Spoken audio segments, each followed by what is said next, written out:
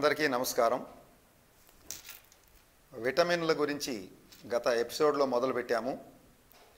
ఆ రోజు క్రొవ్వులో కరిగేటువంటి విటమిన్లున్న 4 గురించి చెప్పి దాంట్లో విటమిన్ ఏ గురించి మాట్లాడాము.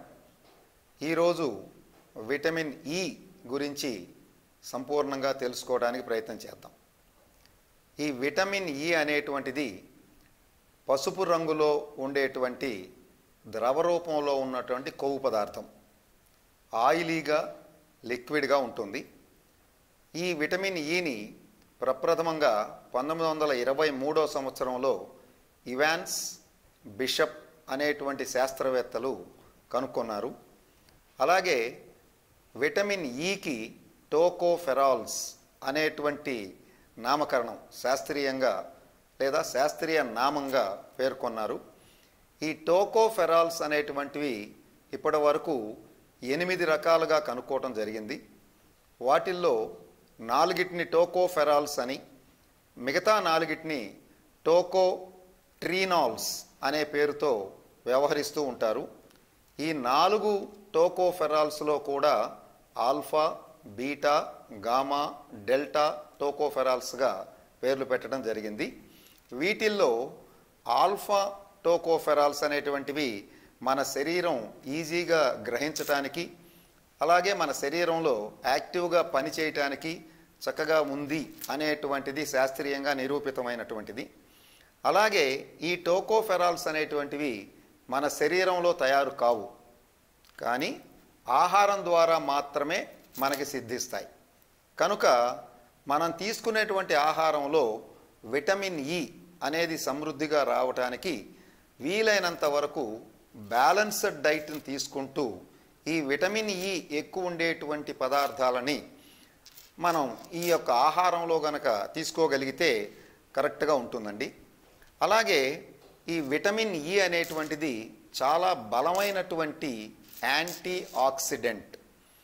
ఈ యొక్క యాంటీ ఆక్సిడెంట్ అయినటువంటి విధం వలన ఖచ్చితంగా మన శరీరానికి అనేక రకాలైనటువంటి ఉపయోగాలు ఈ విటమిన్ చేస్తూ ఉంది. అంటే మన శరీరంలో ఫ్రీ రాడికల్స్ అనేవి ఉంటాయి. అవి ఏంటి అంటే ఈ ఎలక్ట్రాన్స్ అనేవి ఎప్పుడూ పెయిర్లుగా ఉంటాయి, రెండు కలిసి ఉంటాయండి. ఏ కొన్ని కారణాల వలనో ఒక్కొక్కటిగానే కొన్ని మిగిలిపోయి ఉంటాయి. అలా ఒకటిగా ఉన్న ఎలక్ట్రాన్స్నే ఫ్రీ రాడికల్స్ అనేటువంటి పేరు పెట్టారు. ఇవి శరీరానికి ఆక్సిడేషన్ ప్రక్రియ ద్వారా అనేక రకాలైనటువంటి నష్టాలను కలుగజేస్తాయి. అటువంటి జరగకుండా ఫ్రీ రాడికల్స్ని ఎప్పటికప్పుడు ఆ నష్టం చేయకుండా కాపాడటానికి యాంటీ ఆక్సిడెంట్లు చాలా చక్కగా ఉపయోగపడతాయి. అలాగే ఈ యొక్క ఎలక్ట్రాన్స్ కొన్ని చర్మంలో ఉన్నటువంటి కణాల యొక్క పొరల్ని పాడు చేసి కణాలు పాడైపోయేట్లుగా చేస్తూ ఉంటాయి. అలాగా చర్మంలో ఉన్నటువంటి కణాలని లేదా శరీరంలో ఇతర అవయవాల్లో ఉన్నటువంటి కణాలని కాపాడుకోవటానికి ఈ యాంటీ ఆక్సిడెంట్ రూపం అవసరం. అది విటమిన్ ఈ సమృద్ధిగా యాంటీ ఆక్సిడెంట్గా పనిచేసి ఈ కణాల యొక్క నష్టాన్ని జరగకుండా తయారు చేస్తుంది. అలాగే ఫ్రీ రాడికల్స్ని శరీరంలో తగ్గించడానికి కూడా విటమిన్ ఈ ప్రయత్నం చేస్తూ ఉంటుంది. ఇంకా సహజంగా ఈ యొక్క ఫ్రీ రాడికల్స్ తయారీని కూడా తగ్గిస్తుంది అనేటువంటి విషయం కూడా తెలిసింది. మరి ఒకవేళ ఈ విటమిన్ ఈ తక్కువగా ఉంటే మన శరీరంలో ఏమైనా జరుగుతుందా అంటే, విటమిన్ ఈ డెఫిషియన్సీ ఉన్నప్పుడు, బాగా తక్కువగా ఉన్నప్పుడు ఫ్రీ రాడికల్స్ విపరీతంగా చెలరేగిపోయి అనేక రకాలైనటువంటి ఇబ్బందులు శరీరానికి కలగజేస్తూ ఉంటుంది. అవి ఏంటంటే ఎప్పుడు తగ్గుతాయి. ఈ విటమిన్ ఈ అనేటువంటిది ఎప్పుడు తక్కువగా ఉంటుంది అంటే, సహజంగా విటమిన్ ఈ తక్కువగా ఉండే ప్రసక్తి లేదు. కానీ మనం తీసుకునేటువంటి కొవ్వు పదార్థాలు సమృద్ధిగా తీసుకోలేకపోవటం వల్ల కానివ్వండి, లేదా శరీరం వాటిని సరిగా ఉపయోగించుకోలేకపోవటం వల్ల కానివ్వండి, లేదా ఈ యొక్క గ్యాస్ట్రిక్ సర్జరీలు వగైరా సర్జరీలు జరిగిన తరువాత కొవ్వు పదార్థాలని సంగ్రహించలేకపోవటం వల్ల కానీ విటమిన్ ఈ డెఫిషియన్సీ ఏర్పడుతుంది తప్ప సహజంగా నార్మల్ బ్యాలెన్స్డ్ డైట్ తీసుకునేటువంటి ఎవరిలో కూడా ఈ డెఫిషియన్సీ ఏర్పడదు. అలాగే బాగా ఎనీమియా ఉన్నటువంటి స్థితిలో కూడా ఈ విటమిన్ ఇ డెఫిషియన్సీ ఏర్పడేటువంటి అవకాశం ఉంది. అలాగే హెరిడిటరీగా కూడా ఎనీమియా ఏర్పడేటువంటి అవకాశం ఉంది. అది హీమోలైటిక్ ఎనీమియా. అంటే ఈ యొక్క రాడికల్స్ ఆక్సిడేషన్ ప్రక్రియ ద్వారా ఎర్ర రక్త కణాలు తెర్ర రక్త కణాలని నాశనం చేస్తూ ఉంటుంది. అలా నాశనం చేయటం వలన ఎనీమియా అనేటువంటి స్థితికి ఒక వ్యక్తి గురి అవటానికి అవకాశాలు ఉన్నాయి. కనుక ఈ విటమిన్ ఇ గనక సమృద్ధిగా ఉంటే అటువంటి స్థితి రాకుండా ఉంటుంది. విటమిన్ ఇ గనక తక్కువగా ఉంటే అలాగా వచ్చి రక్త కణాలు తగ్గేటువంటి పరిస్థితి, తద్వారా ఎనీమియా వచ్చేటువంటి పరిస్థితి ఉంటుంది. అలాగే విటమిన్ ఇ తక్కువగా ఉన్నప్పుడు ఐ కాంప్లికేషన్స్ కూడా వస్తాయి. అంటే రెటినోపతి అనేటువంటి పరిస్థితి ద్వారా లేదా ఆ యొక్క సమస్య ద్వారా. ఎందుకు అట్లా వస్తుందంటే ఇందాకనే మనం చెప్పుకున్నట్లుగా ఈ ఫ్రీ రాడికల్స్ అన్ని కణాలు లాగానే శరీరంలో ఉన్న ఎటువంటి కణాన్ని కూడా ఇబ్బంది పెడతాయి. తద్వారా రెటినోపతి డెవలప్ అవుతుంది. తద్వారా కంటి యొక్క సమస్యలు ఎక్కువగా అయ్యేటువంటి అవకాశం ఉంది. అలాగే నరాల యొక్క కణాల్లో కూడా ఇబ్బందులు కలుగజేసి న్యూరోపతి ఏర్పడేటువంటి అవకాశం ఉంది. అలాగే మన కండరాల్లో ఉండేటువంటి కణాలను కూడా ఇబ్బంది పెట్టి లేదా డిస్ట్రక్ట్ చేసి మస్కులార్ డిస్ట్రోఫీ అనేటువంటి స్థితి కూడా వచ్చేటువంటి అవకాశం ఉంది. ఇంకా మరి శరీరానికి ఉన్నటువంటి ఇమ్యూనిటీ అంటే రోగ నిరోధక శక్తిలో కూడా ఇవి ఇబ్బంది పెట్టే అవకాశం ఉంది. అవి లింఫోసైట్స్ మీద పనిచేసి లింఫోసైట్స్ని నిర్వీర్యం చేయటం ద్వారా మన శరీరంలో ఉన్నటువంటి రోగ నిరోధక శక్తి కూడా తగ్గే అవకాశం ఉంది. అదే పరిస్థితి గర్భస్థ శిశువులో కూడా ఈ విటమిన్ ఇ లోపం వలన అనేక రకాల ఇబ్బందులు రావటం, ముఖ్యంగా లో బర్త్ వెయిట్ అంటే పుట్టే పిల్లలు బరువు చాలా తక్కువగా పుట్టడం జరుగుతుంది అని శాస్త్రీయంగా నిరూపించారు.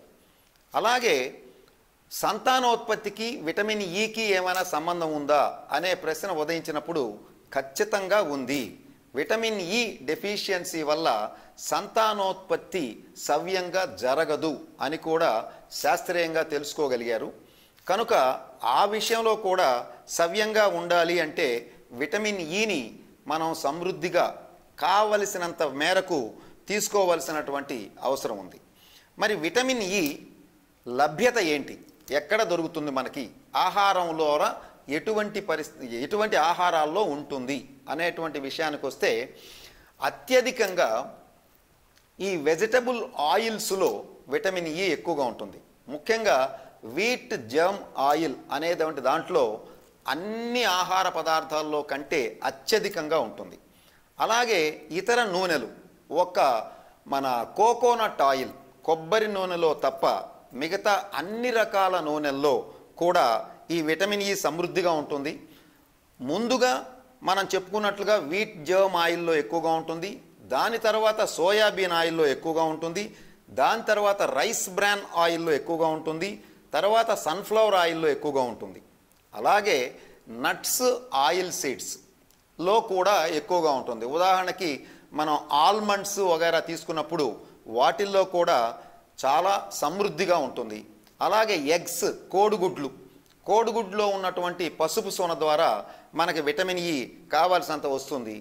అలాగే మరి వేరుశెనగ విత్తనాలు వీటిల్లో కూడా విటమిన్ ఇ వస్తుంది. అలాగే వెన్నలో కూడా విటమిన్ ఇ ఉంటుంది. అలాగే ఆకుపచ్చటి కాయగూరలు గ్రీన్ లీఫీ వెజిటబుల్స్లో కూడా విటమిన్ ఇ కావాల్సినంత దొరుకుతుంది.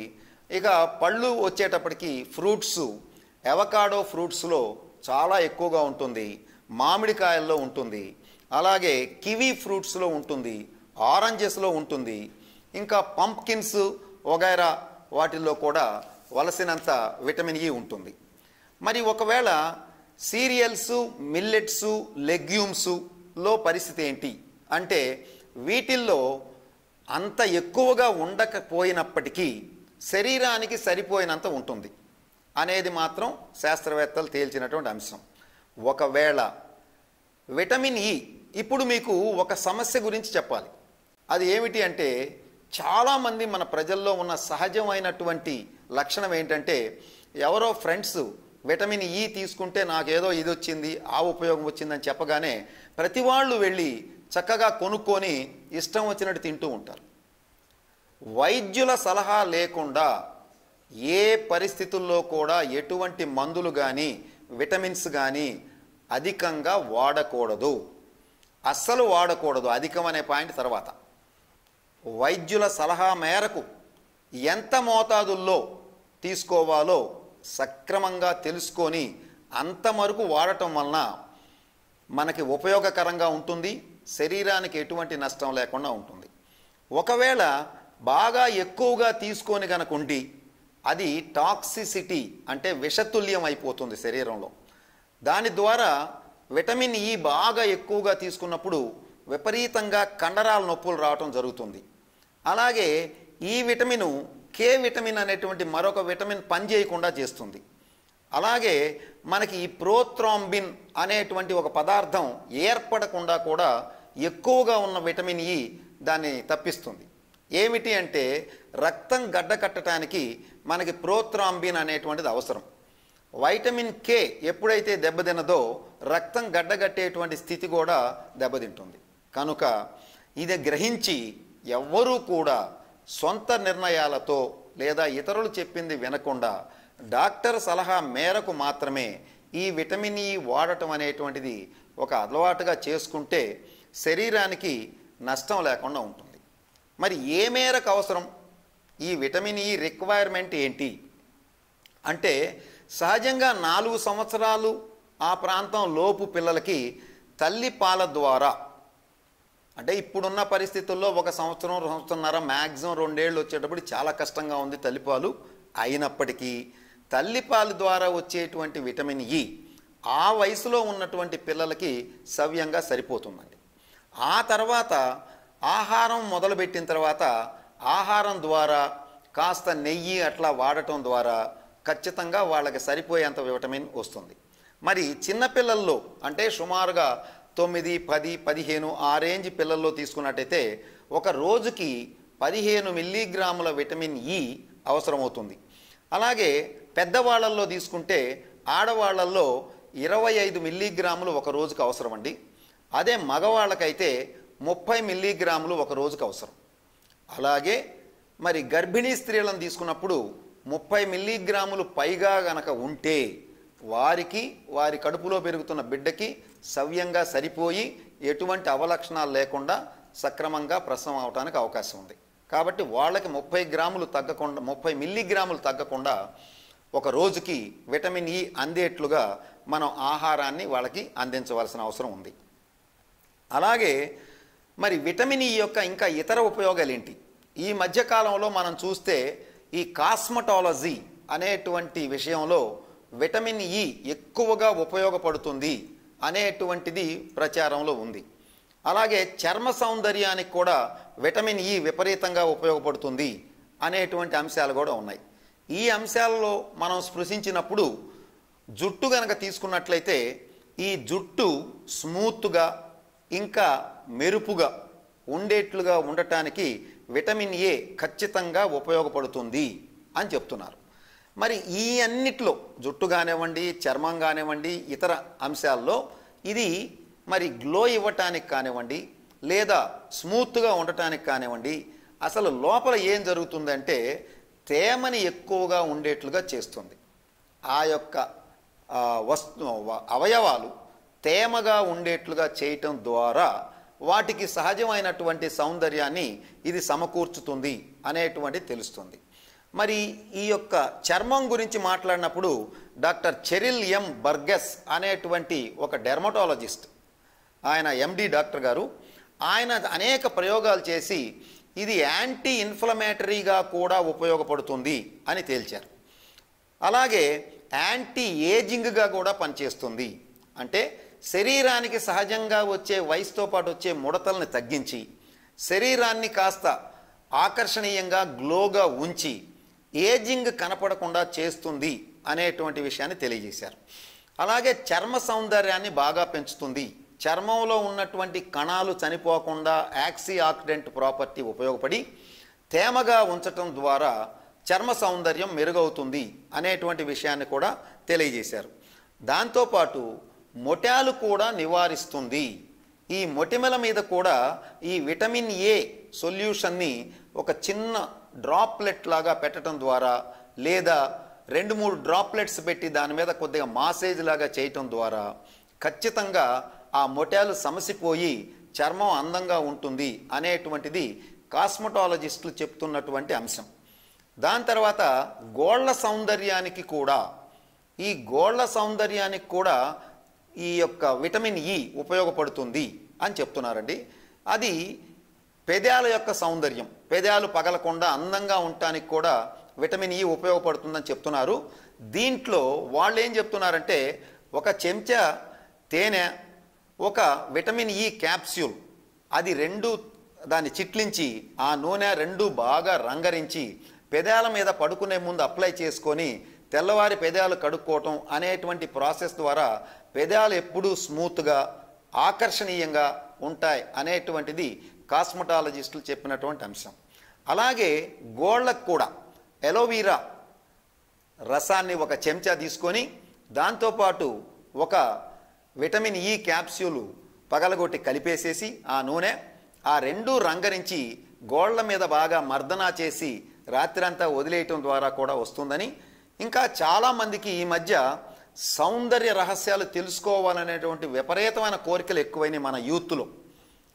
అందుకని మరి వాళ్ళకే ఉపయోగపడుతుంది కాబట్టి సహజమైనటువంటి నూనెలు, విటమిన్ ఏ క్యాప్స్యూల్ కలిపి ఒక 2 చెంచాల నూనెలో ఒక విటమిన్ ఏ క్యాప్సూల్ కలిపి చర్మం అంతా కూడా బాగా మాసేజ్ చేసుకుంటే ఆ చర్మం చాలా అందంగా గ్లోగా తయారవుతుందని, అలాగే వెంట్రుకల యొక్క మొదళ్లలో ఉన్నటువంటి ఆ కణాలు ఏవైతే వెంట్రుకలు పెరగటానికి ఉపయోగపడేటువంటి కణాలు ఉన్నాయో అవి కూడా ఈ యాంటీ ఆక్సిడెంట్ ప్రాపర్టీ వాటిని చనిపోకుండా సవ్యంగా జీవించేట్లుగా చేసి తద్వారా వెంట్రుకలు కూడా బాగా పెరగటానికి ఉపయోగపడుతుందని, అలాగే ఒక 4 క్యాప్సూల్స్ విటమిన్ ఏ ఆయిల్ని తీసుకొని ఆ వెంట్రుకలకు పట్టించడం ద్వారా కూడా చక్కగా అవి ఆరోగ్యంగా మంచి ఆకర్షణీయంగా ఉంటాయి అనేటువంటిది కూడా మనకి ప్రయోగాల ద్వారా తెలుసుకున్నారు, కాస్మెటాలజిస్టులు వాడుతున్నారు.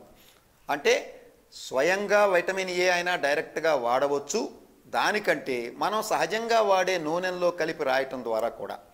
అలాగే ఇంకా కొంతమంది ఫేస్ ప్యాక్స్ అని వేస్తున్నారు ఇప్పుడు యూత్.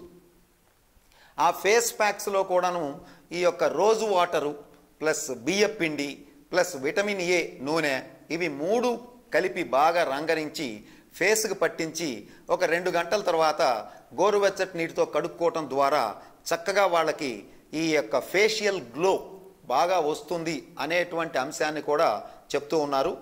అలాగే మనం చూస్తే ఇప్పుడున్నటువంటి కాస్మెటిక్స్ అన్నిటినీ మనం పరిశీలిస్తే చాలా ఆల్మోస్ట్ 90% పైన కాస్మెటిక్స్లో ఈ విటమిన్ ఇ ఒక ఇంగ్రీడియంట్గా ఉంది. కనుక దీని యొక్క ఉపయోగాలు అలా ఉండటం కాకుండా గుండెకి కూడా విటమిన్ ఇ బాగా పనిచేసేట్లుగా సంరక్షిస్తుంది అనేటువంటి అంశాన్ని కూడా కనుక్కున్నారు. అదేమిటి అంటే ఆ కణాలని సేఫ్గా ఉంచేటువంటి లక్షణం, రక్తము గడ్డ కట్టకుండా ఉంచే లక్షణాల ద్వారా ఈ యొక్క రక్తనాళాల్లో ఏర్పడేటువంటి ఎథెరోస్క్లెరోటిక్ ప్లేక్స్ ఏర్పడకుండా విటమిన్ ఇ రక్షిస్తుంది అనేటువంటి అంశం తెలిసింది. అలాగే ఎల్డిఎల్ ఆక్సిడేట్ అయ్యి పాడైపోకుండా లో డెన్సిటీ లిపోప్రోటీన్స్ అంటామండి, ఇవి ఎక్కువగా ఉంటే గుండె ఆరోగ్యానికి మంచిది, గుండె సేఫ్గా ఉంటుంది అనేటువంటిది మన వైద్యులు చెప్పినటువంటి ముఖ్యమైన అంశం. కనుక ఆ రీతిగా మనం చూసినప్పుడు ఈ ఎల్డిఎల్ ఆక్సిడేట్ అయ్యి పాడైపోకుండా ఈ విటమిన్ ఇ కాపాడుతూ ఎక్కువ ఎల్డిఎల్ ఆరోగ్యంగా మనకు అందుబాటులో ఉండి మన గుండెని సంరక్షిస్తుంది అనేటువంటి విషయాన్ని కూడా తెలుసుకున్నారు. అలాగే చర్మం మీద మచ్చలు వగైరా ఉన్నప్పుడు కూడా మామూలు నూనెలతో కలిపి ఈ యొక్క విటమిన్ ఏ నూనెను బాగా మర్దనా చేయటం ద్వారా అవి నిదానంగా ఆ మచ్చలన్నీ పోతున్నాయి అనేటువంటి దాన్ని కూడా కనుక్కున్నారు. కనుక ఇటువంటి కాస్మెటాలజీ ఉపయోగాలు అనేకం ఉండటం వలన ఈరోజు విటమిన్ ఈకి మంచి ప్రాముఖ్యత వచ్చింది. మరొక ప్రశ్న ఏమంటారంటే విటమిన్ ఈ క్యాప్సూల్స్ మంచివా లేక ట్యాబ్లెట్లు మంచివా? ఇవి రెండూ కూడా ఇంగ్రీడియంట్ ఒకటే కనుక వైద్యుల సలహా మేరకు ఏది ఎలా వాడాలో అలాగ వాడటం ఉత్తమం. 2, కాస్మెటాలజిస్టుల సలహా ప్రకారం విటమిన్ ఈ క్యాప్సూల్స్ని బ్రేక్ చేసి ఆ నూనెను వాడి చర్మ సౌందర్యానికి వాడుకోవచ్చని వాళ్ళు చెప్తున్నారు. కనుక రెండూ కూడా అవసరాన్ని బట్టి వైద్యుల యొక్క నియంత్రణ ప్రకారం మనం వాడుకోవటం మంచిది. అలాగే ఇంకొక విషయం ఏంటంటే ఈ ఫేస్ ప్యాక్స్లోనే పెరుగు, విటమిన్ ఈ నూనె కలిపి కూడా ఈ ఫేస్ ప్యాక్స్ వాడటం అనేది జరుగుతుంది. మరొక అంశం ఏంటంటే సుమారుగా 1950వ సంవత్సరం నుంచి కూడా కాస్మెటిక్స్లో విటమిన్ ఏ వాడుతున్నారు అనేటువంటి విషయాన్ని అనేక గ్రంథాలు చెప్తూ ఉన్నాయి. కనుక విటమిన్ ఏ యొక్క ఉపయోగం మన శరీరానికి ఖచ్చితంగా ఆరోగ్యాన్ని ఉంచటానికి, ఇమ్యూనిటీలో ఉపయోగపడుతుంది, గుండె జబ్బుల్లో ఉపయోగపడుతుంది, కణాలు చనిపోకుండా ఉపయోగపడుతుంది, చర్మాన్ని కాపాడుతూ ఉంది. అలాగే ప్రెగ్నెన్సీకి కూడా అవసరం. ఇన్ని ఉపయోగాల ద్వారా మన శరీరానికి, అలాగే అనేక రకాలైనటువంటి ఉపయోగాల ద్వారా మన సౌందర్యానికి, చర్మము మరియు వెంట్రుకల యొక్క సౌందర్యానికి, గోళ్ళ సౌందర్యానికి. కొంతమంది కాస్మెటాలజిస్ట్ ఏం చెప్తారంటే జుట్టు దగ్గర నుంచి పాదాల వరకు ఎక్కడైనా విటమిన్ ఈ వాడచ్చు, వాడాలి, అందంగా ఉండాలి, బాగుండాలి అంటే అనేటువంటి అంశాన్ని కూడా చెప్తున్నారండి. అలాగే మరొక ముఖ్యమైనటువంటి అంశం ఏంటంటే విటమిన్ ఈ, విటమిన్ ఏ రెండూ కలిపి వాడుతున్నప్పుడు రక్తములో షుగర్ లెవెల్స్ కూడా తగ్గుతున్నట్లుగా గ్రహించారు. అలాగే HbA1c కూడా తగ్గుతున్నట్లుగా గమనించారు. అలాగే బీటా కణాలు, ఇన్సులిన్ ఉత్పత్తి కూడా కొంచెం పెరుగుతోంది అనేటువంటి అంశాలు కూడా తెలుసుకుంటున్నారు. ఇవి సంపూర్ణంగా ఫలితాలు ఇంకా రాలేదండి. కానీ వాళ్ళు చేస్తున్నటువంటి ఎక్స్పెరిమెంట్స్లో ఈ ఉపయోగాలు వస్తున్నాయి అనేటువంటి తెలుస్తున్నారు. చాలా చోట్ల చాలామంది మీద ఎక్స్పెరిమెంట్ చేస్తూ ఉన్నారు సైంటిస్టులు. ఇవి వస్తున్నాయి. బహుశా భగవంతుడి దయ వల్ల ఇది గనక కన్ఫర్మ్ అయిపోతే ఈ 2 విటమిన్స్ ద్వారా షుగర్ పేషెంట్స్కి రాబోయే కాలంలో చాలా మేలు జరుగుతుందని, అలా జరగాలని ఆశిద్దాం. కనుక ఈ విషయాలన్నీ తెలుసుకున్న తర్వాత విటమిన్ ఈ యొక్క ప్రాముఖ్యత, అవసరం, ప్రాశస్త్యం మనం గ్రహించాం. కనుక ప్రజలందరూ కూడా ఈ విటమిన్ ఈ ఎంత మోతాదులో ఎలా మాకు లభ్యమవుతుంది అనేటువంటి విషయాన్ని చక్కగా వైద్యుల ద్వారా లేదా ఒక డైటీషియన్ ద్వారా తెలుసుకొని ఖచ్చితంగా అదే మోతాదుల్లో వాళ్ళకి లభించేట్లుగా వాడి అందరూ ఆరోగ్యంగా, ఆనందంగా ఉండాలని కోరుకుంటూ నమస్తే.